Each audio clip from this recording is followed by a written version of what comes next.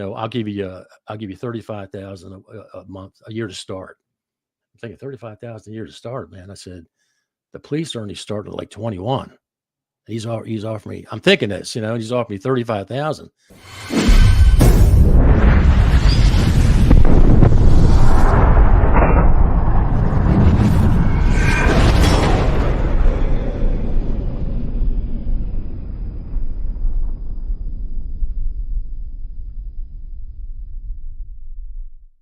Welcome to this episode of Chatting with Staxx. I'm your host, Bill Staxx, and today I got this machine man, Paul Burr, right?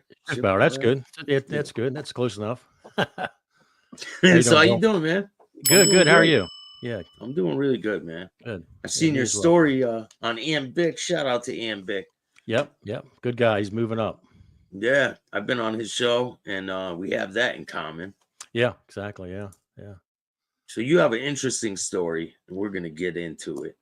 So you want to tell the people where you were born and raised? Yeah, I was born in Baltimore, Maryland, and I was born on March 26, 1967. It was Easter Sunday.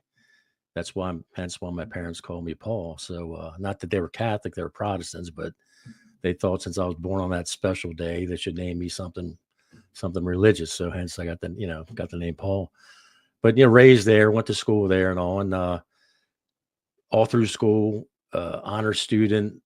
My plans and during the school time went to be in law enforcement. So I kind of like geared my early years going to school, towards that, honor roll, police ride-alongs.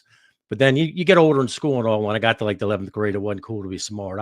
I was a kid that everybody's copied their test and paperwork and homework off of. So it wasn't cool. 11th and 12th grade, you're 15, 16, 17 years old. It's not cool to be a smart guy, so couldn't get any chicks. So I fumbled a little bit, graduated, and I'm thinking like, what I want to do. My main goal was in my 1985 high school yearbook. It states right there. Of course, I had a lot of hair back then. It said criminal justice degree, long life, lots of money, and hopefully FBI. I wrote that right in my 1985 yearbook. So I moved on with my plans. So after high school, I knew I couldn't get into the FBI or college right away because my grades weren't too great in my 11th or 12th grade. So I went in the Army, but I qualified enough to get I got a job in the Army where I could turn that into like law enforcement. It was basically a gunsmithing job, and it came with a top secret security clearance. I'm like, hey, this is perfect. This is going to work out. This is going to help me move forward, working with weapons, knowing about weapons and all that, and having this top secret clearance, which is, hey, that's something you need to move up the ladder. So 4 years in there, came out. So immediately I'm like, I'm not ready for school right now. I got a job at a hotel, and I started applying for the police. So I figured, let me do the police route. I applied for Baltimore City, Baltimore County, around Arundel County, state police. I applied for like all of them, like right out of the Army. And 2 of them, I was a lock in, but the deal was, it was like an 18-month wait. There's a hiring freeze. So I'm thinking, what am I going to do? Started going to school, started working at this hotel where I met my wife, and my future wife. So we're working, and when you start dating, everything your girlfriend or spouse wants to do, you do, that you're going through that process. So they had every weekend they had to function every weekend. Her family's very tight. And a lot of these functions were at this one house, her brother-in-law's house, my future brother-in-law, my future boss. His house was like 7,500 square feet, had a pool, water fountains. I mean, it was a mansion. To me, it was a mansion because we always rented. We always lived in apartments, beat on the ceiling, shut up, be quiet up there.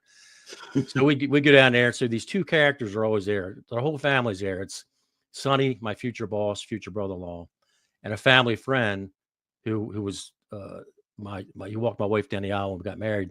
He was a local judge. He was a Baltimore County judge.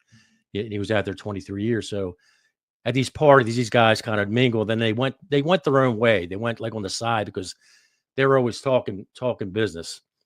And they'd found out, they liked me. They started including me in conversations, asking about the military, what I want to do with my life. And they found out I wanted to be a cop and then a Fed. And my brother-in-law at the time, I knew he bought a vending company like 2 years prior. And, you're thinking jukeboxes, pool tables, cigarette machines, but they also had, later on, as I got to know him, they had these things they called fast pieces. And these fast pieces, were poker machines, video poker machines. They weren't the slots, they weren't one-armed bandits, but they looked just like them.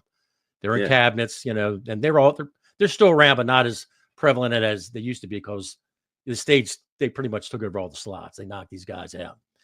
But so anyway, at these family functions, they started pulling me over and asking me questions and what I'm going to do with my life and this and that. And, I told them, oh man, you got to be squeaky clean to be a Fed and all that. They knew that, they knew that. But then, Sonny was looking he just bought this company, and the guys in this business, he would always say it, were crooks. But unfortunately, you can't just hire somebody off the street. You don't put an ad in a paper saying, hey, I'm looking for a route man, or I'm looking for this, because you're worried about the feds or the police or the state, somebody trying to get into that business, see what you're doing, because it's all cash. It's all cash business. And these poker machines, we were running these poker machines under the guise of amusement only. We put them out there as like arcade games, but really they're gambling devices. Basically, racketeering is what we're doing. Yeah. So anyway, they're telling me, they're saying, well, hey, why don't you, try maybe come work for me or something. And how this worked out, he came to the hotel one day and checked in, and I knew this was coming, because like 3 months of these parties, it kept evolving about what he was doing, and they kept informing me more. And at one point they said, well, Phil's a judge out there in the county. When they're ready to hire you, in 18 months, he'll get you in like that. He knows it. And he did. He knew everybody. So they kind of were sucking me into this business, because he wanted somebody he could trust, because the guys that work for him were there a long time. And like I said, you just don't hire somebody off the street. It's either family, somebody already in the business that you grew up with. It was organized crime, but like I said, it wasn't La Costa Nostra. It wasn't the Italians, but these guys were like tight-lipped. Like I learned real fast. Did you think it was shady business? Were you having an inkling that it was? Initially, I'm like, man, this guy makes a lot of money for, having cigarette machines and pool tables and jukeboxes. And then, I wasn't, totally in the dark. I was just listening to what he was saying. And he kind of, how he hired me one night, I was working at the hotel. He came in, he was checking in, he would stay there because he lived out of state, but he liked to stay at the hotel a few days a week because he had girlfriends. He had a wife and 2 young kids, but he used the fact that, I got to be in town, honey, for 3 or 4 days. And he had 3 or 4 girlfriends, as I found out that he was running around with. So he called me up the room one night when I got off work, and he was telling me at the business, and he was more in depth about the poker machines. I'm like, are they illegal and all, and he goes, well, I'll just have you moving equipment around. You run the cigarette route. You can help out here and there. And look, you're going to marry my sister-in-law. And see, they were 20 years older than my wife. She was like a baby when all her siblings moved out. So that was kind of like there's a difference in age and the time frame. They kind of didn't know each other, but they're siblings, because she was so young when they all moved out, got married. So I'm like, I don't know about this, because I want to get in the police department. He's telling me, well, we won't have you doing anything like that, and you'll help. My wife wants to help her sister out, and you'll be doing us a favor. Like one of those things. You'll be doing us a favor. You'll be making good money in the meantime. Then he opens his briefcase up, and there's 6 stacks of bundled money up in there. And he throws me a bundle of money, and I'm looking at him, holding it. He goes, what do you think of that? I said, that's a lot of money. It was like $5,000 bundled up and, taped with rubber bands. Yeah. I said, that's the most money I ever had in my hand at one time. And here I'm like 21 years old, just out of the Army. I was making barely $800 a month. I was making $250 a week at the hotel. I'm holding $5,000 in my hand. Pretty intriguing. I'm like, I never have. And he said, he had a partner. He goes, this is $30,000. This is my half for the week. This was guys were raking in a week back in 1990. Like, I don't. He goes, tell you what. He goes, I'll give you $35,000 a month, a year to start. I'm thinking $35,000 a year to start, man. I said, the police only started at like 21. He's offered me. I'm thinking this, he's offered me $35,000, and I said, all right, I'll give it a shot. And he's like, if Phil will be there for you when when they call you up, he'll get you in there. Just give me 18 months, 2 years. You'll save money. You're doing me a big favor. You're helping me out. It's all big, helping each other out. He's going to pay you up front.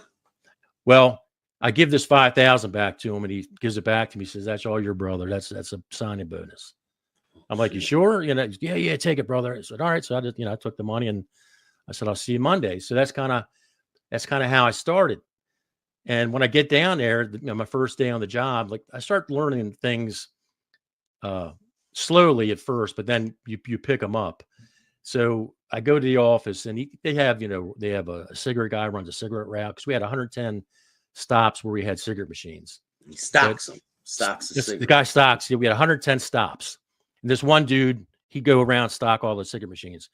It took him a week. Because we had so many stops, but we had about 55 to 60 bars and restaurants where we had the fast pieces, where we had poker machines and jukeboxes, pool tables, things like that. Some of the cigarette stops we didn't have machines because they're like banquet halls. They're banquet halls or a police VFW or something. We had them crazy. It was crazy, but we had some of these cigarette machines. So not every stop had a poker machine, but we had 110 stops. 55 to 60, we had the fast pieces in. And so the first thing I did, well, for 3 months, I'm getting paid 35 grand a year. All I did was rob people. And the reason was, I had to know, everybody had to see my face in that business, because it's not like we don't wear shirts, bills, amusement. For a month, I run around with the cigarette guy. Every guy, he had to introduce me to everybody, every bar, every banquet hall. Hey, this is one of our guys. This is one of our guys. This is one of our guys. Okay. Then I ran around with a day mechanic for 2 or 3 weeks.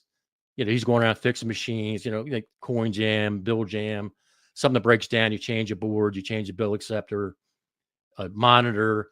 I'm riding around with him. I'm meeting the bartenders, bar owners, and then I ride around with the night guy for a couple of weeks. He had a night mechanic too, because these things are 24/7, and, meet this guy, meet that guy. And he always said, don't tell anybody what you do outside of our little group. I mean, my wife knew. She didn't know exactly, even to this day. I've been married 34 years. She didn't know 100% of the things I was doing. Even when I wrote a book a few years ago, she was like, "What did you? You never told me this. This is 30 years later." I'm like, "Well, I just thought about it, whatever." But everybody had to know me, had to know my face before I would, be on my own, going out there, collect the money eventually. So that's what it turned into. I'm moving equipment around, but then eventually I'm learning his route and I'm collecting money for him. I'm doing his route because he wanted to go out and play and do things. And he trusted me explicitly because he's like thinking like, man, if this guy wants to be a Fed, he's, this like, he's a Boy Scout. The gold mine. Is a gold mine, Yeah. And then all the guys that work there, they all were jumpy. They were nervous as shit. Like, wait, who's this guy? Who's this guy? And they didn't know who the hell I was. And then eventually they found out it'd be family. Oh, you're going to be my boss. You're going to run the place. I'm like, so would a guy pick up money and he would collect it and you would pick it up from him, or would you pick it up from the machines? No, what we would do is they had, all the bars, like him and his partner, they would split the account. So we'll say that we'll use the even number 60 bars. Ira had 30 and Sonny had 30. I learned everybody's route. That I knew how to do the cigarette route, where all the accounts were. I knew how to basically fix things because he wanted me to know every single thing of that business because he wanted me running it. He wanted to be in the background, just, collecting his money, but he wanted me out there doing all, and I find out later you're doing all the stuff because, there's police and there's other things going on. And he wanted to be like kind of in the background. But how it works is like if we're doing a collection, like if I'm doing his route, like each place, each bar, each restaurant, whatever nightclub we're dealing with, every deal was different. I mean, it might be a 50-50 split. It might be a 60-40 split. One guy might owe it. Well, a lot of guys owe this money. And the other way, backtrack a little bit, the other way how, he said what they do is he's like, I'm like a bank. I'm like a banker. And what he meant by that was, somebody, this guy, Nick's selling his bar. And these two bartenders are like, oh man, we can run this bar better than Nick, but they don't have any money. They go to a bank's like, get out of here. You guys are 21 years old. You don't have any credit. We're not lending you money to buy this bar. But Nick has poker machines in there and they do pretty good. So they go, we want to buy this place. So they come see us and say, hey, we want to buy Nick's bar. These two young guys. What does Nick want? So in the 90s, maybe it was 300 grand for the building, the liquor license, and a small little corner bar in East Baltimore. So we'd have to go check it out, go down there and look and see, do we think it's worth, the guy wants 25 cash up front, which these guys want to give Nick, and then it'll pay him over time, over 10 years. But we want to make sure that we can make our money back, Yeah. we want to make that 25 grand back in a year, but we're going to sign them for a 5-year vending contract. So, if we go in there, we think we can make 1,000 our end, or 1,500 or 2,000. Okay, we'll get 500 off their side every week. We'll get their note back pretty quick, and we got them 4 more years. So we always try to lock down these guys. So it's a ridiculous amount, like, that they're paying when it all adds up. It all adds up because there's interest secured and all, and they're basically, and if they fuck up, we would put liens on the liquor license, liens on the property. So we had guys that were partying too much, we're fucking around. And, I'd go in there, talk to them, try to straighten things out. If that didn't work, okay, we just boot them. We call the note and, all right, we want the 25 grand. Oh, we don't have it. We're giving it to you every week. See you hit the door. We throw them out. We put somebody else in there. So that was the kind of control that we had, that we could control who was in these bars, and, how we were making money and all. I mean, not every place, not every guy was a jerk or an idiot. We had a lot of places, business guys come in, we did the deal, did the collection. They might not owe us money. If they did, we took the money off, off their end, went about our merry way, and had no problems. But we had accounts where we had problems where guys would break into their own shit. We had to go down there and figure it out. Maybe threaten them. Maybe I had to push them around a little bit and saying, I know you're doing it yourself. And they, oh no, I never do that to you guys. Oh, some people would be stealing from the machines. Or something. Yeah, we had this one. I'll give this one story. This one guy, it was a place called Nick's Bar. And me and Sonny are driving around. This is kind of early on, and we get a call over the radio. We had radios back then. We didn't have cell phones. We had pagers. But we get a call by the secretary named Janice. She calls on the radio. We had a break at Nick's, and Sonny's like, Nick's. We're getting ready to go collect there. We had a break in last night, so we're thinking that's kind of ironic. Today's the most money is going to be in those machines today. And he got broken into last night. So we're immediately skeptical. So we go down there, we try to get open-minded, and machines are broken into. And we're like, yeah. Just like, oh man, they broke in the bathroom window, So I go back in the bathroom, and it's this window they got broken into. And okay, we're kind of thinking maybe it's an inside job. We're trying to give this guy the benefit of the doubt. All right, fix the window, do whatever. So we always take a law. So if he got broken into, there's meters in all these machines. We can tell exactly how much cash was in this machine. Yeah. There was like $2,000. Should have been in there. So, okay, we give him $1,000. All right. We lost. Okay. Board the window up. He's whole. So if he stole the money himself, he clipped us he took the $2 grand, 1,000. We just gave him 1,000 because that's kind of how we operate. We want to make it right if we can. So then a month later, same shit. We get a call on the radio. We got a break in the same bar, same place. Oh, so they're getting used to it. We're like, where? Nick's Bar. And Sonny's like, oh man, we know it's a fix. We know the fix is in right now. So we're driving down there. He's like, man, and this is when he started putting me in situations. He's like, man, you got to straighten this out. Now, mind you, it's his business.